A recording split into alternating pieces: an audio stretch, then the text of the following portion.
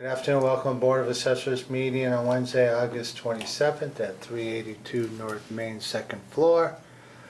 In accordance with MGL Chapter 38, Section 20, LCAT is videotaping our meeting and we audio tape our own meeting. In attendance is Board Member Hayden Smith, Marilyn Gandini, Chairman Martin Grudgeon, Director Diane Bishop, and MG is also here, Melissa Goudreau. I don't know her middle name. I was hoping to add something to it.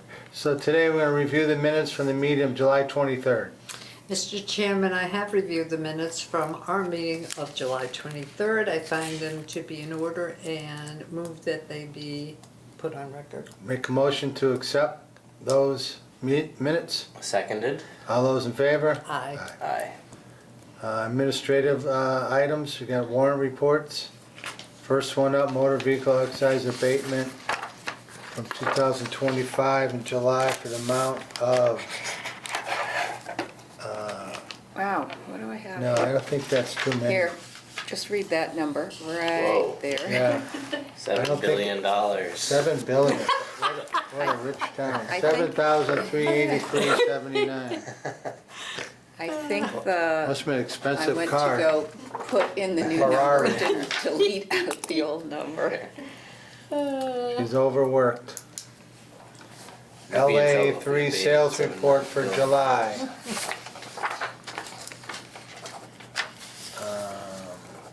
One page. A lot in the 80 percentiles, quite common. Prices continue to rise in town. Hate to tell everybody, but they're up and up. You can see the average there is probably 0.85 at 0.86. 1.2, I don't know. Except for one was below. That was on the market a long time, was it not? Anybody? What was one the was ratio? that? Yeah, that's the 1.2. only one. Bueller? Yeah, that was a really odd sale. It went up for like almost $1 million.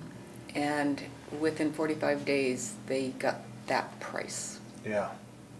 And it made me wonder if there may have some type of foundation issue or Yeah. something on that line. Yeah, yeah. Honestly, I. Devonshire is directly off Prospect, correct? Mhm. Yeah. Yeah, It's that's. a weird street, yeah. Yeah. Could be. Yeah, no, that they've had, didn't they have problems over there in that? No, not that I know of yet, no. No? Not officially. Oh, got it. Don't add on to it, Marilyn. Just, Yeah, pretty straightforward. Any questions on any of them? No. No? Okay. Move on to building permit reports for month of July. We had one new condo, and it brings us 11 year to date for brand new construction. Okay. Including condo and single family, correct? Correct, and even if we had a commercial building, I would include Okay. that. Yeah. Yep. One new condo. With a low number, but that's okay. It's what they do. Mhm. Free roof, siding, solar. Okay. Any discussion on building permits from the panel? No, looks fine to me. All right. Moving right along to the director's report.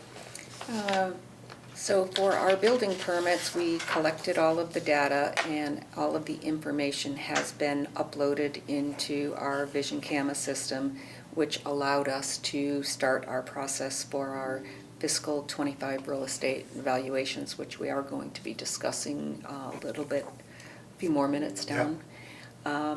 Our fiscal 26 personal property, all of the new businesses were inspected, and Melissa and I finished as of today entering the last 25 new business personal property accounts. Oh, 25 new? Yeah. The businesses or stuff in the business, Well, existing business? Most of them were new businesses. Oh, wow. There was a couple that were relocated Okay. businesses. But we always go out if somebody relocates because sometimes they retrofit a whole new office or what have you, so.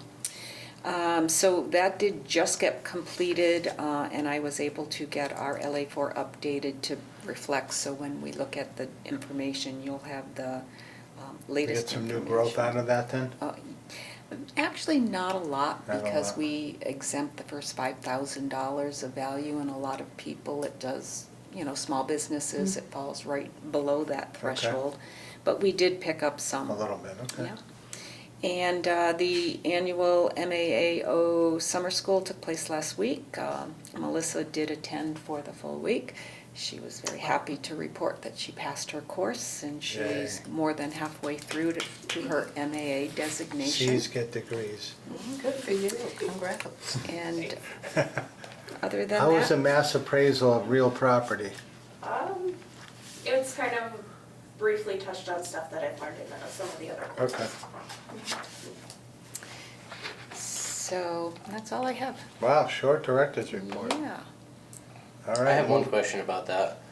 Just coming from the insurance world, we deal with like tenant improvements to buildings a lot, which is kind of a little bit what you were talking about.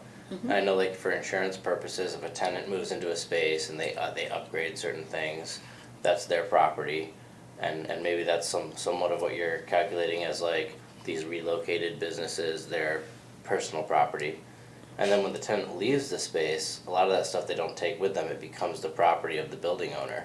So when we have businesses that relocate, I know we're looking at their new location and what upgrades they may be doing and their business personal property at that new location, do we then also consider that building, the building that they left maybe that's been upgraded, that now that building owner owns that property now? Like I'm thinking like for restaurants, for example, like you could have an empty shell and a tenant comes in and builds out a full industrial kitchen and then they leave. Now that kitchen is owned by that building owner, like for insurance purposes. So I don't know how different it may be with assessing. But do you ever kind of think about that? Yeah, it's pretty So- similar. What I was actually relating is when somebody takes their personal property, desks, chairs, computers, and relocates to a new place, a lot of times that they also upgrade that type of a personal property asset that's portable. But we do have cases where they do retrofits for tenants, specific for a certain tenant to go in, and that usually gets picked up within the real estate value. Okay, so if the owner of the building is saying, hey, I've got this new store coming in, I'm gonna build it out for them, that's on the building side. Right. But if the tenant, if the business is saying, oh, well, we just moved into this space and we're buying a whole bunch of new property, that's kind of, just goes back to being their property. If it's portable, It's portable. Like if this. they're going to start putting something in to the actual building, then it becomes part of the real So estate. you just, so it doesn't really matter who's paying for it at that point. If it's Somebody part of the will. building, you're saying it's part of the building. Right. Gotcha. And then restaurant booths used to be an issue back in the day. Really? Yeah, I just remember that dumb thing, like, you could kind of move them so it was the owner of the business or the owner of the property, so. Wow. Something about the booths. Yeah, I can see that. Yep. All right. Moving on to proposed valuations. Okay, so I am going to, I thought it would be easier if each one of New you, we could you pass are- one down to each? here to look at, Here's an extra packet. and we went up around 6%. Thank you.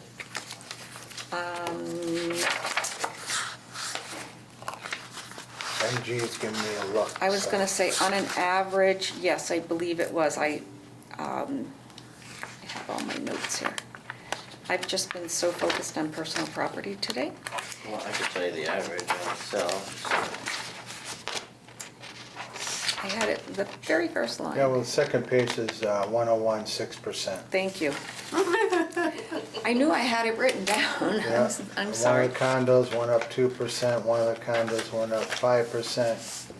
commercial and industrial went up 7%. And this is locked Wow. into stone now? Not yet. Not yet, I okay. mean, the board, I sent the board the spreadsheet. I like to, that's Yeah. what I like to talk to the camera about. Yep, Our values going up, so. I did send the board the spreadsheet so they would have an opportunity to look. I've had both Melissa and Carrie Ann reviewing them also because we always look at those outliers in case if there is something that when we went to enter, we didn't enter it quite correctly and all of Yeah. a sudden it's way off. So we have been reviewing anything that was an outlier and made sure that we were assessing it properly. We started off with pulling all arm's length sales from calendar year 23 and 24. For 101s, we only need to use calendar year 24 because we had a lot of sales to be Plenty of able them, to. But with condos, we had to look at 23 and 24 sales, along with commercial properties. We had to do the same thing. So for our 101s, the median before any adjustments was, we were at 89%, which I shared with the board a while ago. And we know that in order to be certified by the state, we have to be somewhere between 0.9 and 1.10. Historically, we try to be around 95, 96% assessment to sale ratio. When we started off with the condos, on the front page, Marilyn, I'm still working on. Yeah, I was just looking for this. I Oh, didn't see sorry. that. The Elms Keep your eyes forward. was at a 0.92, and the Fields was at a 0.94. And the next step we did was we said we have to update the depreciation table, and when you update the depreciation table, the values then drop a little lower because the houses based on depreciation has now dropped down. So next step was to start determining what our base rates based on sales. So we had to increase the base rates of all of our different styles of properties. And we did find that some properties, certain styles, were at a higher amount and some were at a lower amount. So they're not all exactly the same price per square foot. Land values did not change with the exception of our new Happy Acre subdivision. We created its own land value, which is falling between the highest and the second highest because there was such a disparity on the sales that Right. was taking place. Some are bought in groups, yeah. Right, so what we do plan on doing is reviewing that each year, and as homes are being built, we will be looking at the land and building sale. We will determine if that additional neighborhood code is even required. They might just blend right in with one of the other ones, either the NB or the NS, as I stated in here. One thing I did mention, because I know Melissa's eagle eyes picked up on this, and I didn't even pick up on it, but I was aware of it, is although land and outbuilding values did not change, some people may see a small percent change. We determined back in January or February when we were working on a property record card that vacant land and commercial land outbuildings were at a different depreciation schedule as all of the rest of them. So we made them all uniform, which was the intent when we first implemented our system. And so they might have saw a small increase where a building was being valued at 55%, it should have been valued at 60%. So a small increment. What do you mean by outbuildings? So we have a lot of properties, just say like down Dwight Road, where they have land in the garage because their house is over the line in Springfield. Mhm. So the garage is an outbuilding, a shed is an outbuilding, Okay. anything like that. If it was depreciated down to the 55% for an average, and every other property in town's depreciation schedule is at a 60, we felt that uniformity was the best. Quick question on that. Yep. Is there a 016 or just once? I see there's one 016V instead of 106V.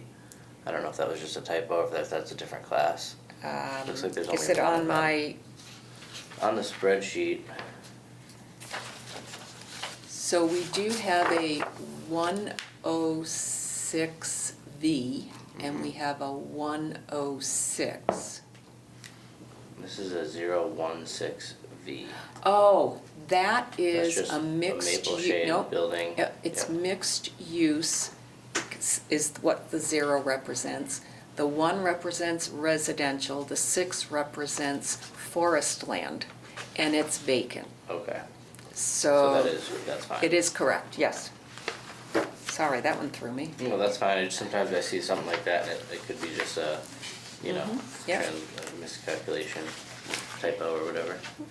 So then when we did the condo review, and we had stated that even though they didn't need to change too much, because they were closer to the 95-96% that we were aiming at, you have to remember when we had the depreciation and then we had to bring it back up, we were able to just use the condo adjustment factor, so we brought them up uniformly instead of having to go in and change base rates because then it would differentiate between the two condos, residential condos. We only have one area that we can put a price per square foot, so it makes it hard to differentiate between one having to go up a little bit higher than another based on sales. So we did use the condo adjustment area, and we did bring them up. The Fields went up 2% and the Elms approximately 5%. And then commercial, and I did write that they approximately 8%, they were right between the 7 to 8% range. So I know in the median increase, I do show it as 7, but it was pretty close to Wow. more being at an 8%. I did run into. That's a big increase. It is, and this is something the board can, discuss, and if you do not want to see an 8%, we do receive income and expense forms, not many, so it's very hard to Right. validate. We did not have one abatement for any commercial property last year. Not saying that that is any telltale sign, but What was the increase last year, do you remember? off the top of my head, no, but I want to think it was in the same manner as the residential. And so our median was 6% in the I residential. think commercial was lower. It's always been lower usually. Yeah, That's why I'm bringing it up. okay. It's always a couple of percentages lower. So, and the board can definitely make a decision if you want us to revisit and Yeah. bring it lower. The commercial condos, those did not increase at all, the sales for commercial condos, and that's the code 343. How many were those? Well, we have one sale like every single year. Yeah. But the past few years, they have been just about breaking even. And that means that we're always a year behind looking at the Yeah. sale. And looking at 2025, we currently have 2 sales. And these values are almost too high because the sales have come in much lower. So we opted not to change anything on the Okay. commercial because we're not Commercial looking at. condo, yeah. Commercial condos, because we're not looking at 2025 sales yet. And who knows what the rest of the year could bring, it could, balance it out. But we did have a lot of properties for some reason that was on an effective year built override. And that meant that anytime we change our depreciation tables, they never change. So we did go in and clean up, and it seemed most of them were all on the commercial condos. And so even though we're not increasing them, anyone who had a override on it for no reason whatsoever, we did remove that. We made a notation on the card, and some people might have gone up like $1,700. Someone went up $2,000 in value. And so I think that it's cleaning up the database, making it more fair and equitable. There's no reason noted as to why those overrides were put on.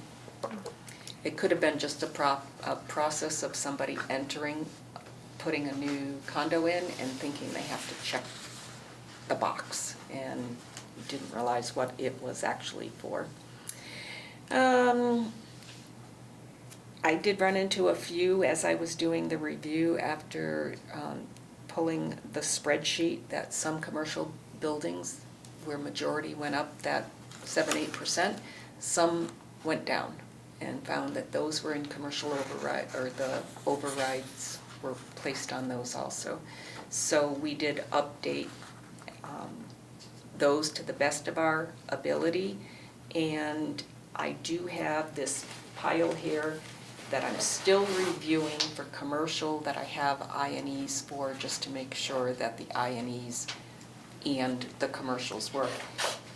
But there's only so much time in the day to get all of this done.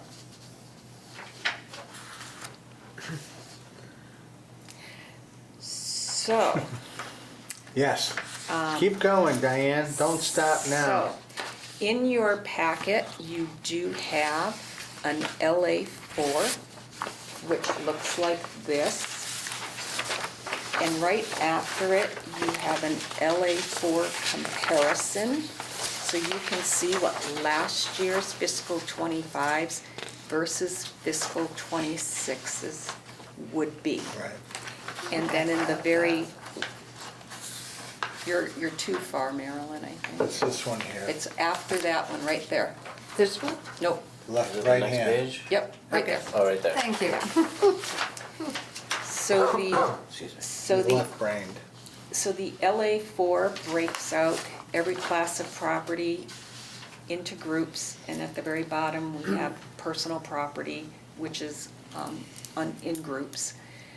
The LA4 comparison then breaks it out to show you the assessment differences between fiscal 25 and fiscal 26 and the valuation percent differences. And this is very helpful for me when I have to validate to DOR when they're calling all of these reports get submitted to DOR, and then they start asking their question. So if anyone has noticed, there is 2 notes that I'm going to have to validate on page 3. One of them is my LA4 for 505s, which are telephone telegraphs, do not match what DOR has for growth, and that is due to having 2 accounts that are under the $5,000 threshold, so they are still exempt regardless if they're a telephone company or not. Oh, okay. And then the other one is our tax exempt value is more than 10% from the previous year, and we did purchase this building, which is classified as tax exempt. We are still collecting taxes on the leased portions, but the building itself is under tax exempt. And we also have about $10 million of new construction on our high school, so that's added to our tax exempt value. And we also had a new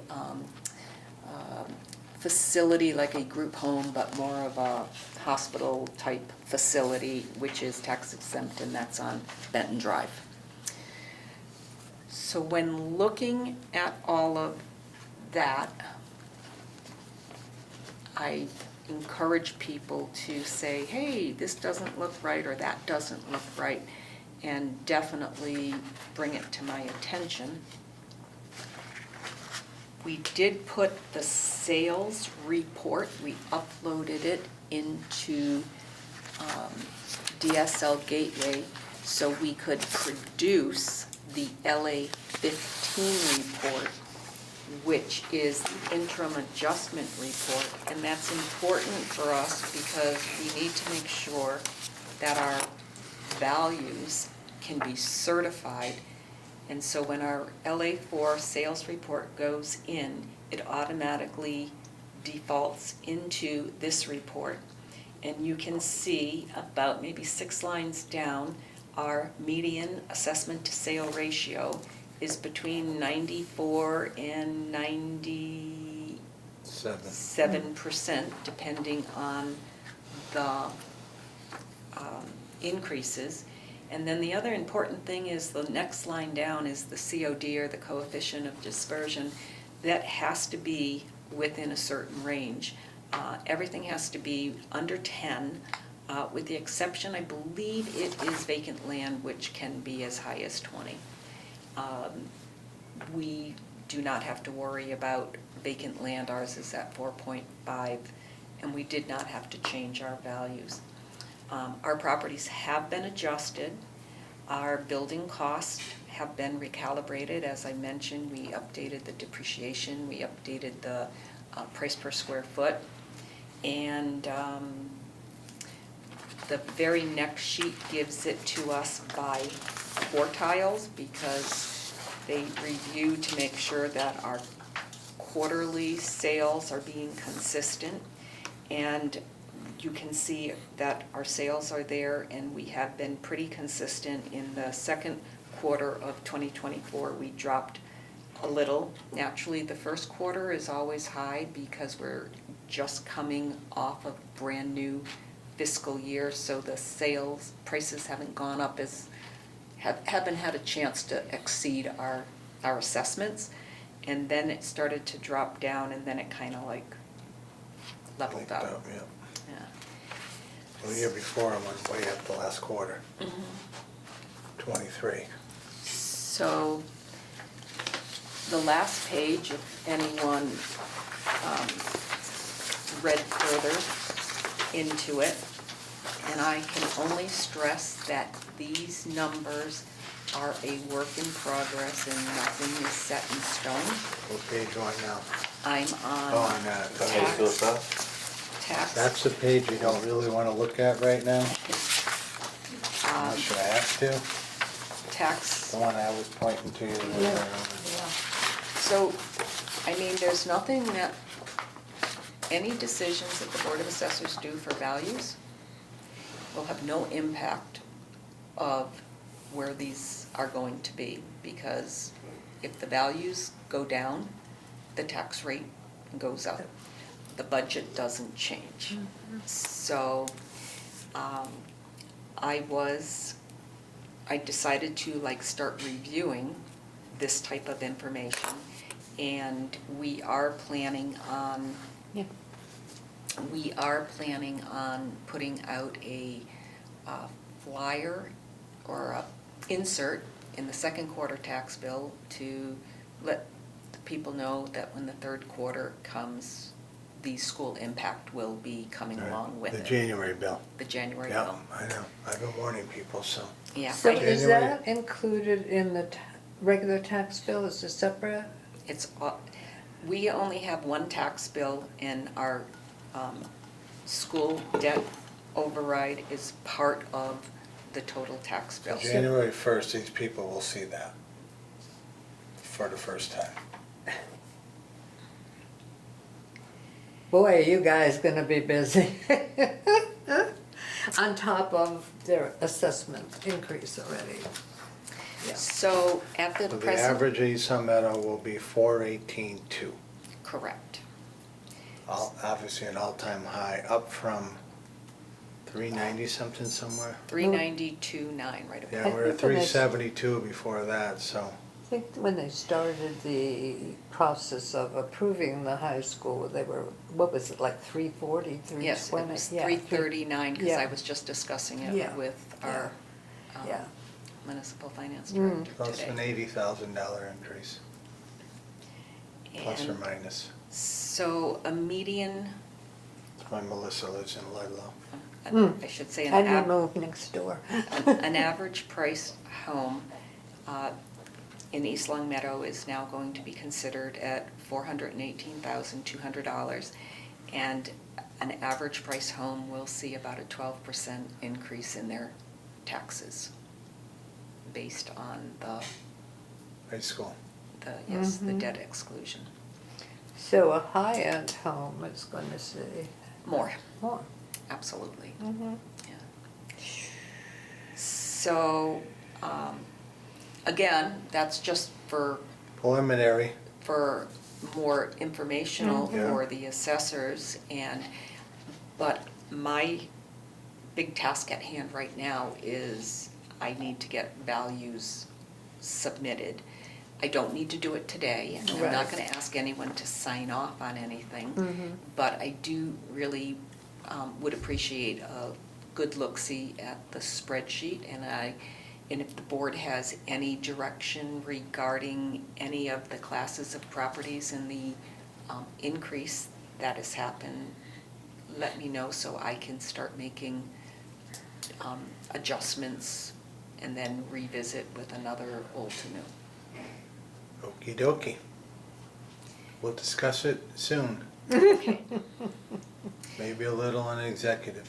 So the very good news, and I've just finished entering the last of the personal property, again, thanks to Melissa. She He's on a roll, huh? she was awesome. What does she want? What does she want? No, I'm just kidding. She wants to leave now, so that's good.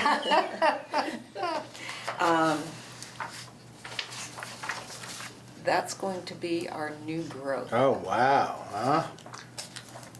Where do we find something new? You can pass Yeah. that down because that That's- number isn't ready. So 250,000 of it was from the revised and omitted that we had to deal with for personal property at the end of fiscal '25. We get to claim that. Oh, But the remaining amount is, so is that affecting this at all, or that next year? no, so whatever the new growth is only means we can actually spend up Yeah, right, to okay. that. So that means we would have to spend, if we spent more, we would be allowed to spend more, but then our taxes would naturally go Right. up higher. That's a good number.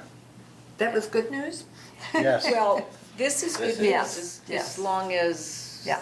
they don't decide to spend more than more. Spend it. But that, We're always hoping for 500,000, so that is good news. yeah. Yeah. So we did have a couple of new commercial buildings or Yeah, they're additions. being built over there, yep. So that has had an impact on us. So what I would like, and we certainly can discuss more of it, at our next meeting, on your computers, we do have our 504 values, which are our utility companies. Once upon a time, it was only net book value, and now it is a 50-50 blend of value due to court cases that many communities had with our electric companies and gas companies. And so what they have to do now is they have to report all of their assets and itemize them, and then they have to report their net book value. And then we have to take all of that information and enter it and come up with what we feel is the value of their assets.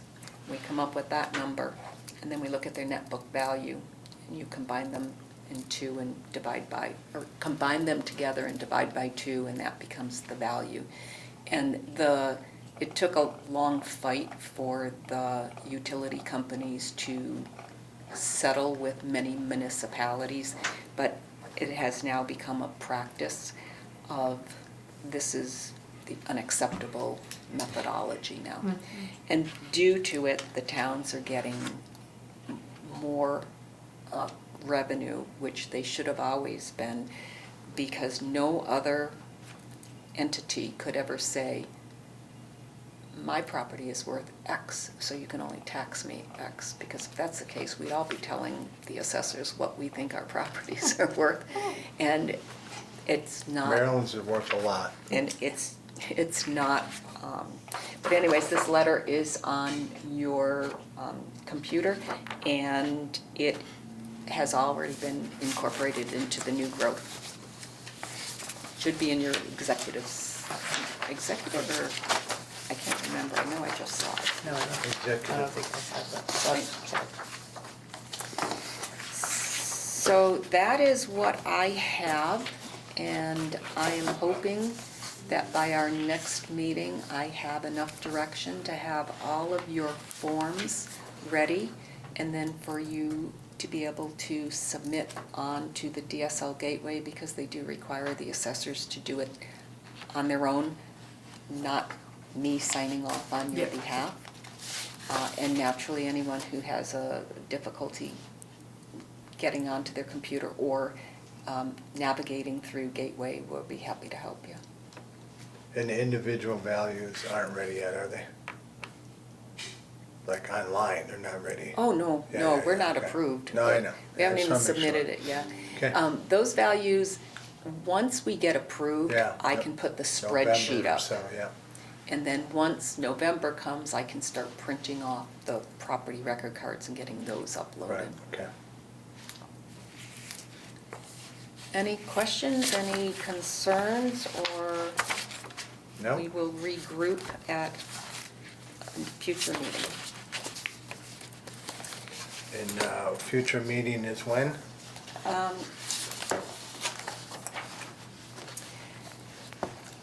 So we meet on Wednesdays, and we could, the absolute latest would be the 24th, I can't do the 10th.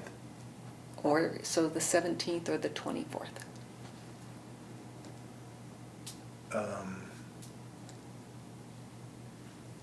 I think I have something, I think, well, we have something in there.